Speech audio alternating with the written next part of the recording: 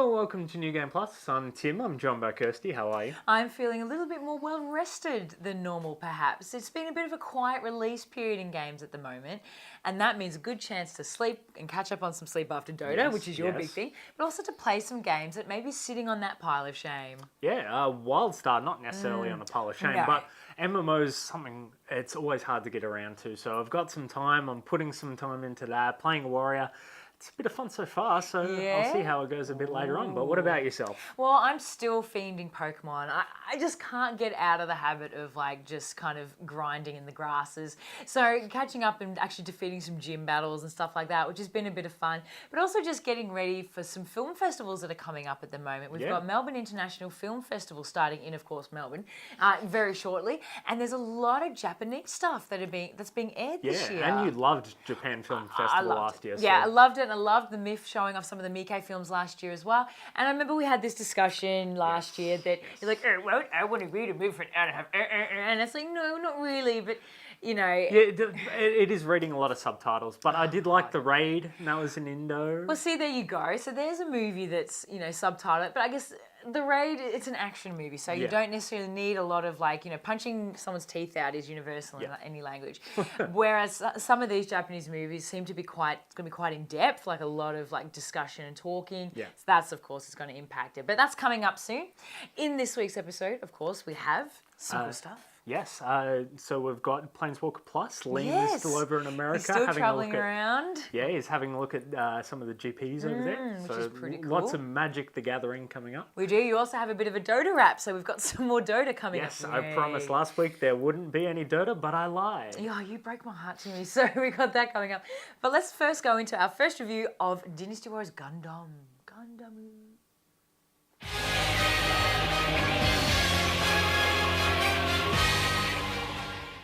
So Jason, when I say Japan and robots, what's the first thing that comes to mind? All right, so Macross, Evangelion, Razefon, Gurren Lagann, Tiger and Bunny, Mekazawa from Cromartie High School. I'm just gonna say just Gundam. That other one. Yeah. The one that's like many series. Yeah. I do know Gundam. And if you like Gundam and you like Dynasty Warriors, guess what? They made a game and they called it Dynasty Warriors Gundam Reborn. Or is it Gundam Reborn Dynasty Warriors? Yeah, I think it's anyway, it doesn't matter. But basically the core premise is it's a Dynasty Warriors game with Gundam.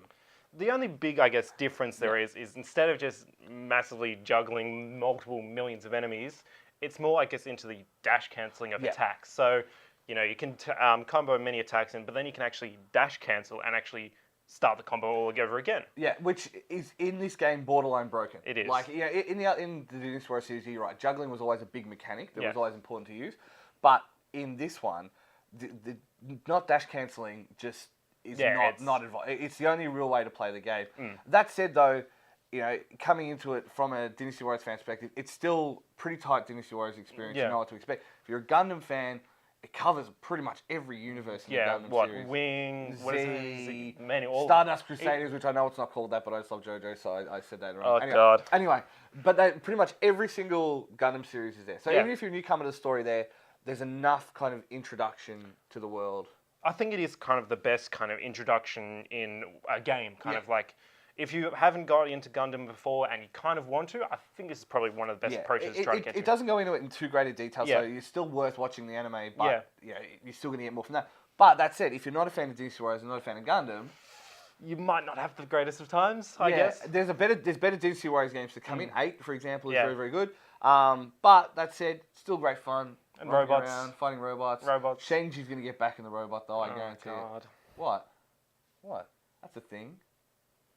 So do you like robots, Timmy? To an extent. But Gundam... Did you ever get into Gundam? No, not really into Gundam. Did you ever get into Dynasty Warriors? No. No, then this game's probably really not for you. No? But how cool is Hyrule Warriors? Ah, sugoi. Yes, no. Now, Hyrule Warriors has... Now, that's actually a game we got to play at Oz Comic Con. So if you came along to Oz Comic Con like a good boy, you would have been able to play Hyrule... Well, you would have to line up for an hour, but you would have been able to play Hyrule Warriors. Because that was a pretty hype game. It's pretty fun.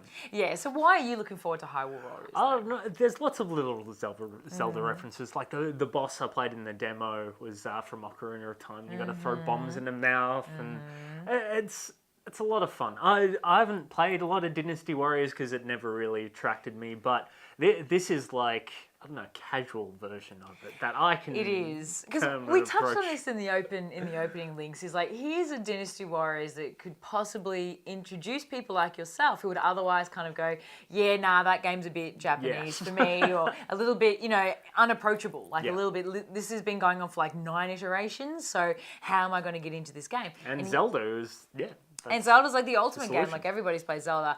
But I do like, because I like Link's blue scarf. Like, I'm really kind of keen. That's like my highlight at the moment, is his blue scarf. Because I want to know, can you choke people with it? Like, can you use it as a weapon in the game? That would be very non-Link-like. Are you serious? He just goes around, like, killing bad guys, and these are bad guys, and it's about using, the tools. It's like MacGyver. It's like Link turns into MacGyver. It's like, hey, my sword's kind of boring me at the moment. MacGyver in Hyrule instead of MacGyver in space. Can you imagine, like, MacGyver in Hyrule? Like, how funny that would be? But I don't think that's going to happen with Hyrule Warriors. So, no to robots, yes to Link.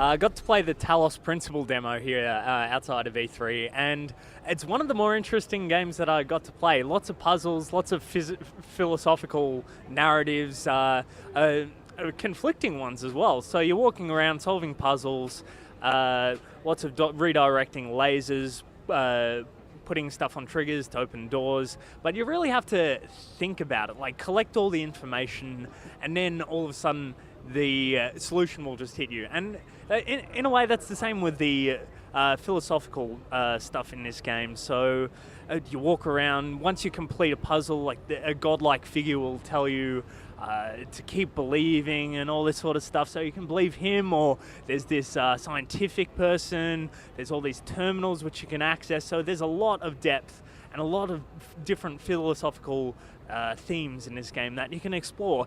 If you don't want to explore all that sort of stuff, the puzzles are great fun, but I think the philosophical stuff is where the game strengths are.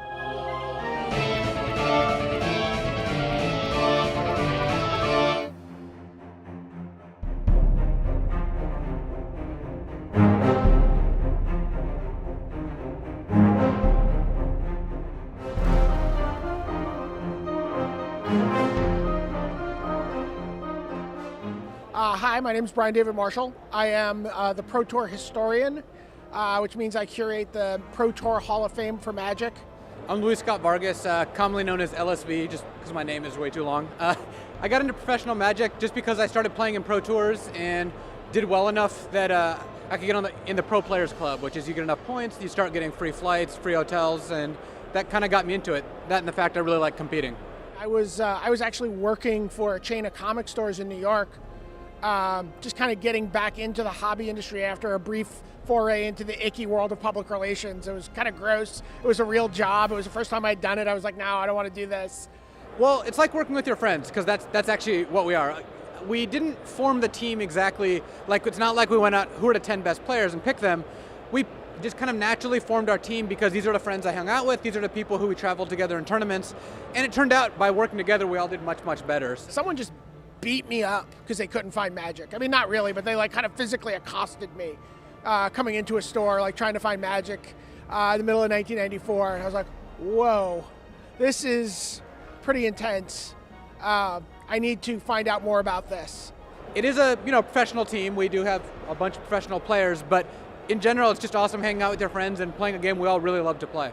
I mean, the Pro Tour is an amazing collection. I mean, it's very similar if you've ever followed like golf. If you ever follow the PGA, if you don't know what Magic is, and I just tell you that it's like the PGA, like people all around the world every weekend are just trying desperately to qualify to play in one of these major events. And there's 4 major events a year. Magic's gotten a lot bigger. It's like noticeably bigger, even if just looking at it from like the level I'm at. We were in Atlanta, we're going to be in Portland, we've been in Ireland, we were in Valencia. This Grand Prix is, 1,500 people, which used to be big. Now this is a small Grand Prix. I was in Chicago last weekend and it was like 2,000 people, 2,200 people. It's an amazing kind of, grinder that really just churns to the top some amazing players who show you what a skillful game Magic is. The tournaments are, they're much smoother productions now. The coverage is much more professional. We've got almost like a TV setup. There's a stylist. So all those changes are a far cry from when I started about 10 years ago. The best advice is to find a good group of friends with the same goals as you. You're not going to get better by being the best player at your store, right? You're just not. If you want to play in PTQs, if you want to win PTQs, if you want to go to travel to Grand Prix, it's not fun to do it by yourself. You're just not going to do it. So finding better players and letting them beat you is probably the best way. And then, really like trying to befriend those players and try to get into that circle of better players and, work your way up. So I think finding a group of players who are like-minded, who want to drive 3 hours, 4 hours, 5 hours to a PTQ. I mean, I used to do that sort of thing all the time. You need to find players that are better than you and get beaten by them and then not sleep at night, right? Because you're like, how the hell did he beat me? I had everything. I had my bomb rare. I drew my mana. How did he beat me? And you got to think about it and analyze it and really try to just constantly improve your game. And so having a group of friends who want the same thing really helps. I'd also advise practicing online. I mean, a lot of the way I got better and a lot of the guys I know got better is you can play online against the best competition at any point in time.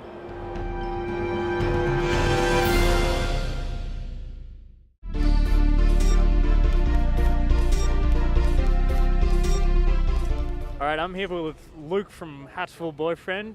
Can you give us a very quick explanation of what is this game?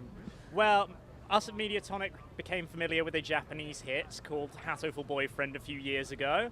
It used stock backgrounds, it didn't run full screen on a lot of PCs, but at the core of it, there was a game that we thought was just so charmingly bonkers. It was taking the concept of a Japanese dating sim and making all the characters into birds. And I'm not being cheeky and British, I mean literally birds. Rock doves, fan-tailed doves, all sorts, king quails, you name it, it's probably got it. And we sort of fell in love with the game, which becomes increasingly hard to justify to friends and family. But it's a good-natured, good sense of humor game with the quirky concept from the get-go, deeper story, and more dark stuff going on for people who want to delve in, see all the endings. Yeah, the demo that we played here was certainly interesting, to say the least, involving lots of pudding and pigeons and it was a strange experience for me. And of probably all the storylines, who are your favorite characters, and what are some of the storylines that entail it?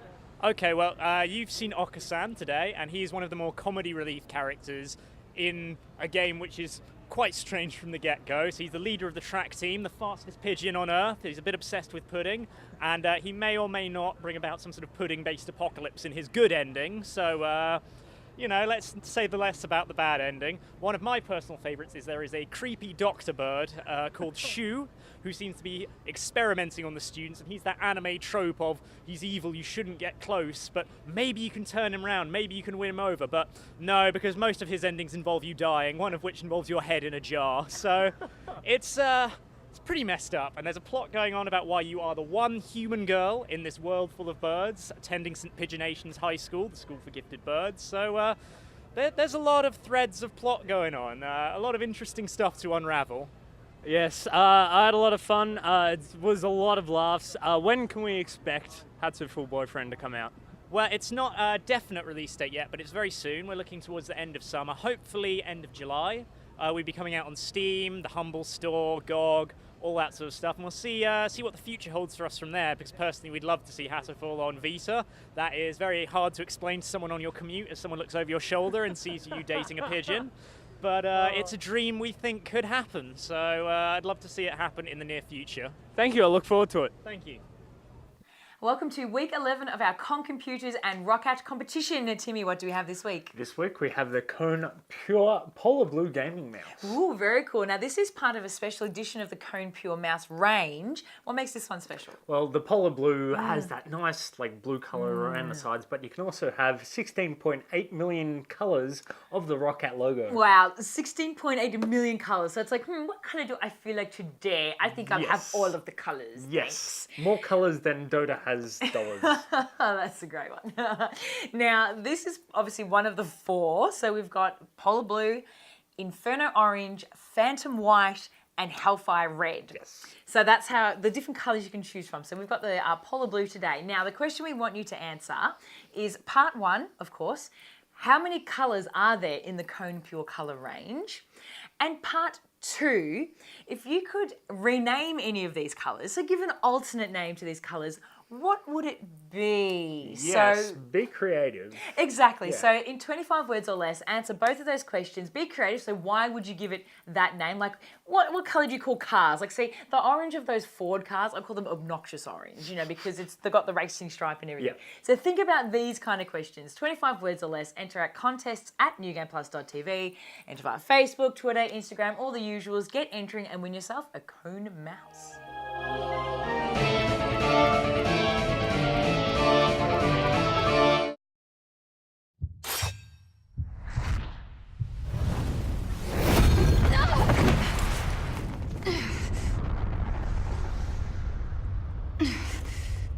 What is this power?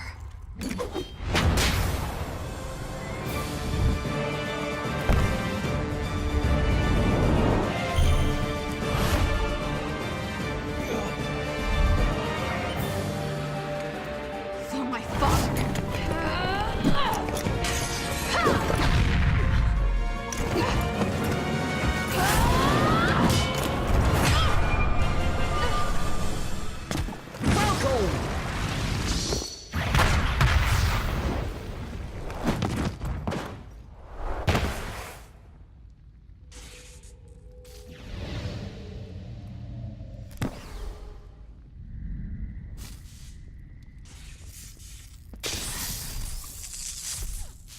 It's going to be all right. Time to tip the scale.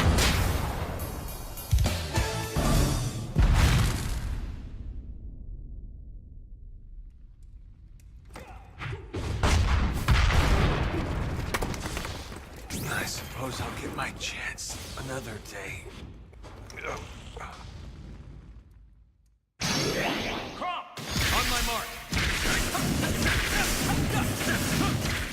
Yeah, so you had Dota, I had Smash Brothers. Yes. That was the trade-off. And oh man, are you excited? I'm pretty excited. Because you were kind of into Smash Brothers with us. Like you get in Yes. and join the party with us. I just play Kirby, but Oh my gosh, OG, OP, good grief. Now we're stepping back in time. yeah, I'm very keen for this game. I don't know many of the new characters. They're No. all Fire Emblem, apparently. Yeah, and- apparently. And it was so funny because apparently seen as like, the more balanced Marth. And it's like, Yeah. that's not the point of You, Marth. you Like, play Marth You for play the Marth imbalance. for the OP. I mean, I like to see how OP is in of course, the new game. Yeah. But I loved Crom, and it's like, Crom, ready to assist. Yes. And it's like the old jokes of Captain Falcon punched so hard, he punched him straight off the roster. Yeah.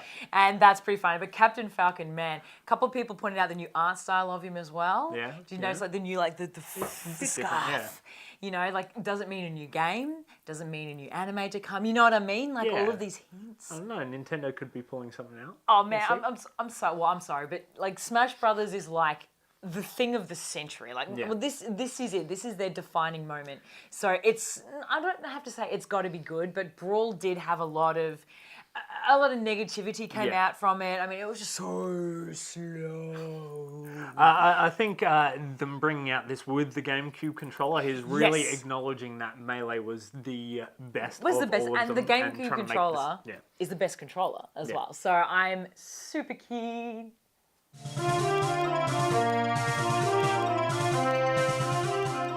It is news time, children. I'm joined by Tim because it's been a big month in digital sports. Yes, it's been a big month in esports, and kicking it off was the International for the biggest event Yes. in esports history, and coming out the victor's Newbie. Yes, congratulations to Newbie for claiming the first prize of $5 million out of a prize pool of just under $11 million. Yeah, and TR4 also saw the move to Key Arena, which is a big basketball arena. 17,000 tickets sold out in less than an hour. It's fantastic to see a stadium jam-packed full of Dota fans watching some great Dota. But there was a lot of changes in terms of how the game was played this year with Newbie and as well as Vici Gaming, who came second. A lot of push strats, so a lot of games were finishing very quickly, including the grand final. As in the final game, it only got to 15 minutes before Vici had to call GG. and Yeah. concede the thing. Yeah. Compared to last year's grand final where it went to about 45, 50 minutes, and it was just the closest, most spectacular final that one could imagine. Yeah, went to the full best of 5, fully hype. I think that was probably one of the reasons that TI4 didn't quite live up to the hype of TI3. Yeah, but nothing could live up to the hype of that. But you also had a lot of major names from TI3 who just didn't even make it through TI4. You had Alliance, last year's champions, who were knocked out in the second phase this year. Yeah, and other big names like Navi and EG and DK not actually making it to the grand final like a lot of people thought they would.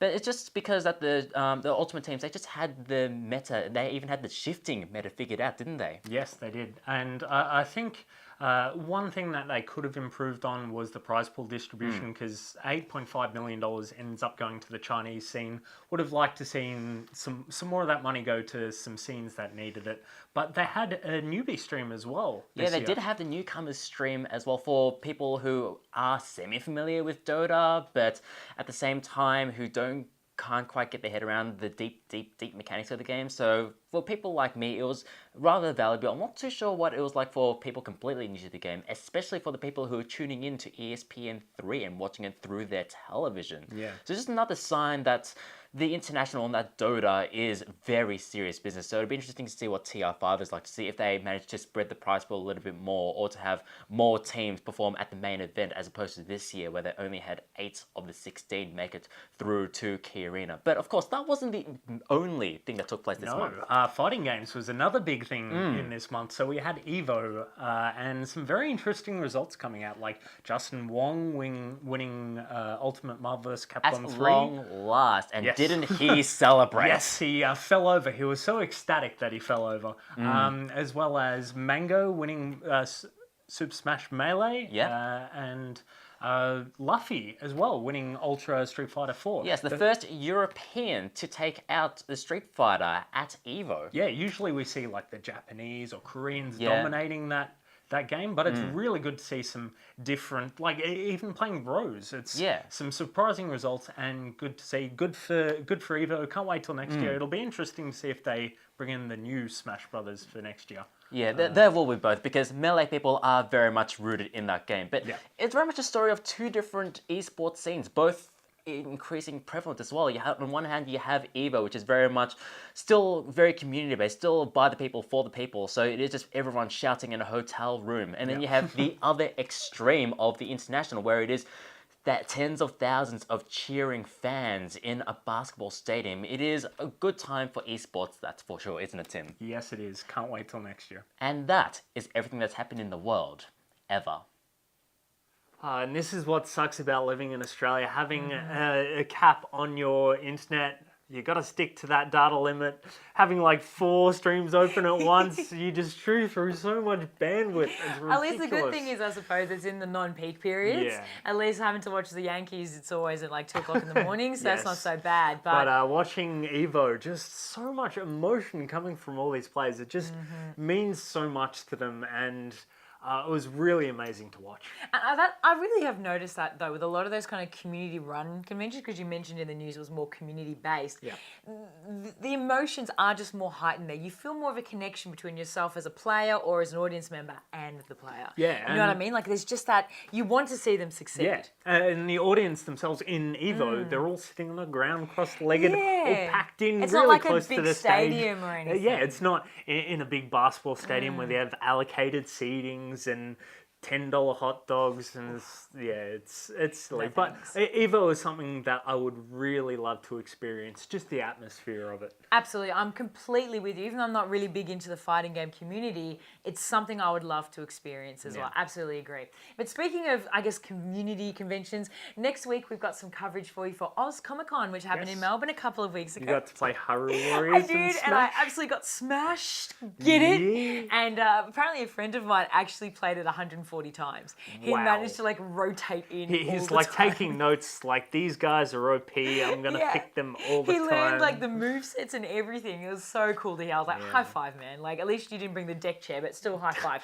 That was really cool. So we got some coverage for that. Plus, of course, Conjure, the trading card game, is coming out on August the 2nd. So don't forget to check that out. Probably have some coverage coming up for you as well. Yep, so visit our website, www.newgameplus.tv. Like us on Facebook, facebook.com/NewGamePlusTV. Follow Twitters and Instagrams at NewGamePlusTV. And watch us on Twitch, twitch.tv/NewGamePlusTV. Thank you, Kirsty. Thank you, Timmy, and we'll see you guys next week.